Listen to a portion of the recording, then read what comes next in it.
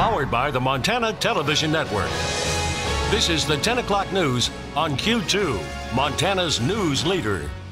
Good evening and thanks for joining us on this Friday night. I'm Jay Kohn. Janelle Slade has the night off.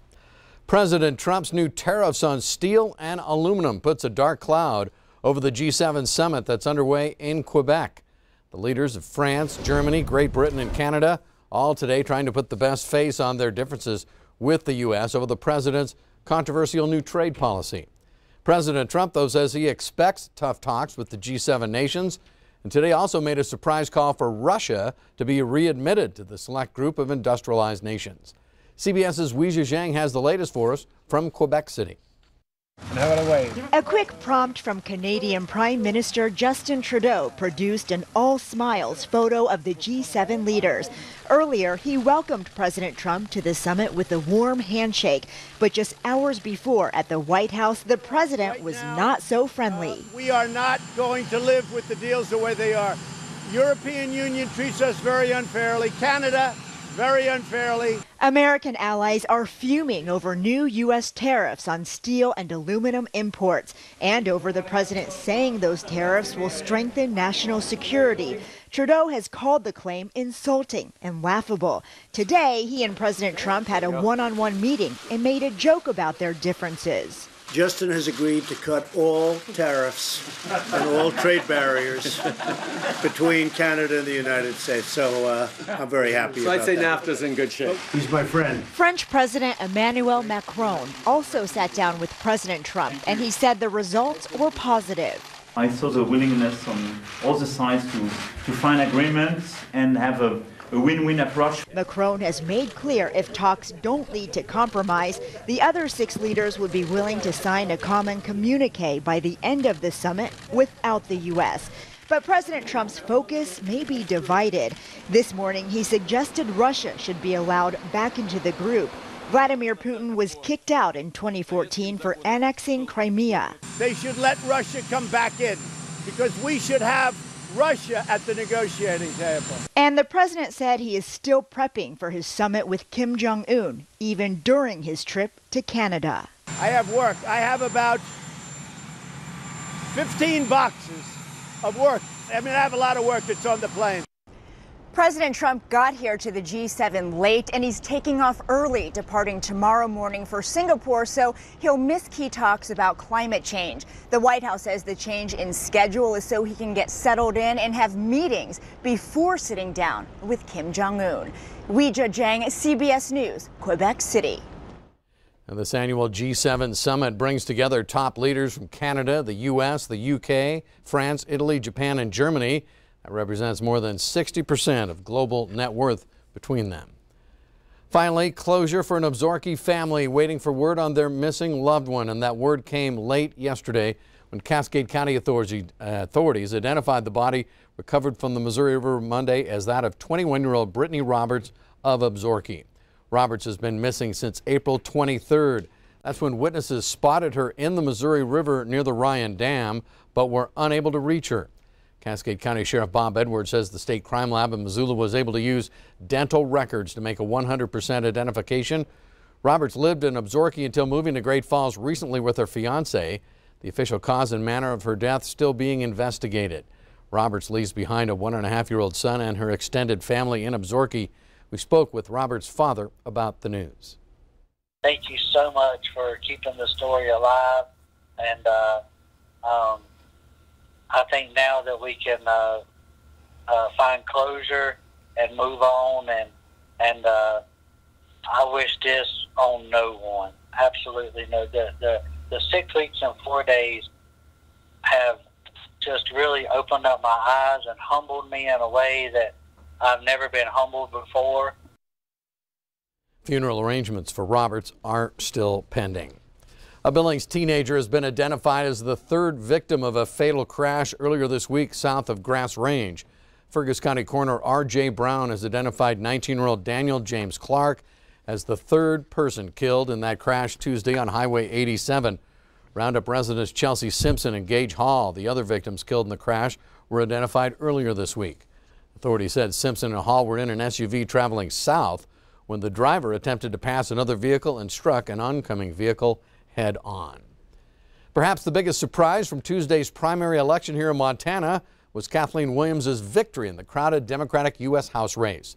The former Bozeman lawmaker now moves on to challenge incumbent Republican Greg Gianforte in November. MTN's Mike Dennison sat down with Williams to talk about her win and the campaign ahead. Williams won Tuesday's Democratic U.S. House primary with 34% of the vote, edging out Billings attorney John Heenan by a mere 2,000 votes. Her campaign also spent less than half the amount of her main competitors.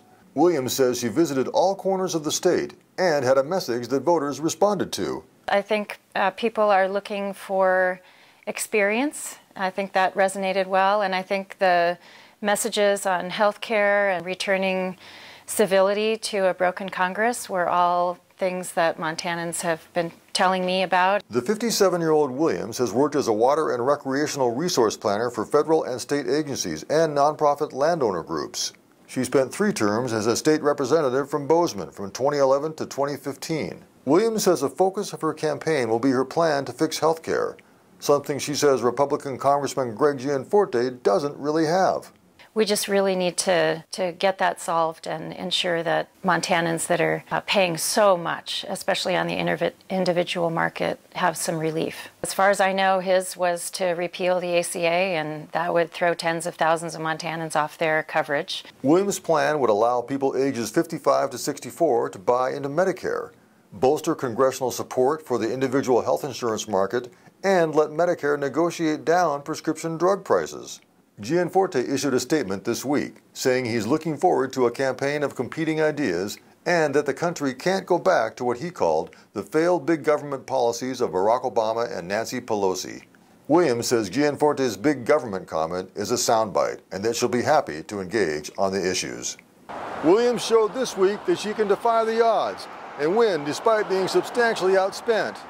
Now she'll try to take it to the next level and capture a seat that hasn't been won by a Democrat in almost 25 years. Reporting from Bozeman, Mike Dennison, MTN News.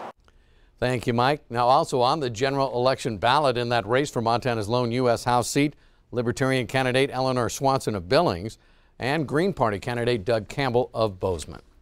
Speaking of politics, our chief political reporter Mike Dennison will join MTN political analyst Dr. David Parker with a look back at Tuesday's primary election. That's on this weekend's Face the State. Dennison and Parker share their insights on the state political scene with Montana's general election looming in November. Face the State airs twice on Sunday morning at 6:30 and again at 9:30 right here on the Montana Television Network. Montana Governor Steve Bullock is leading a push to require companies applying for state contracts to disclose their campaign spending. The governor signed an executive order today that requires companies to reveal if they've spent more than $2,500 on election advertising over the previous 2 years. It also applies if the company contributed to an outside group that spent money on political ads. Governor Bullock says his order will shine new light on the spending of so-called dark money groups.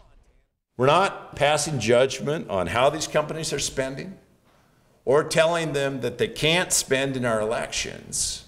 We're simply saying if you want to do business with the public, disclose what you're doing to influence our elections.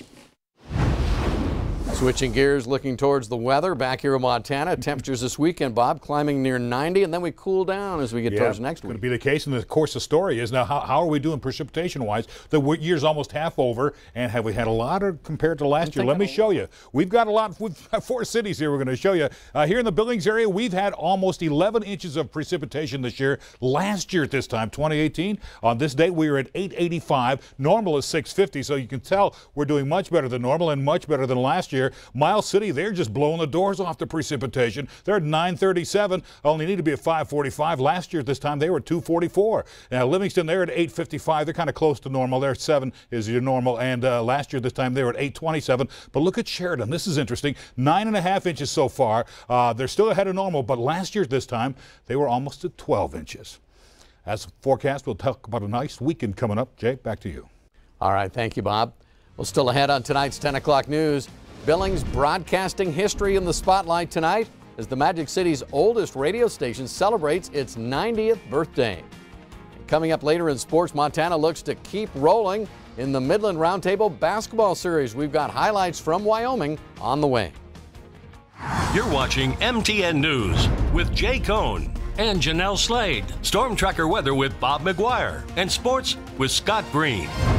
This is the 10 o'clock news on Q2, Montana's news leader.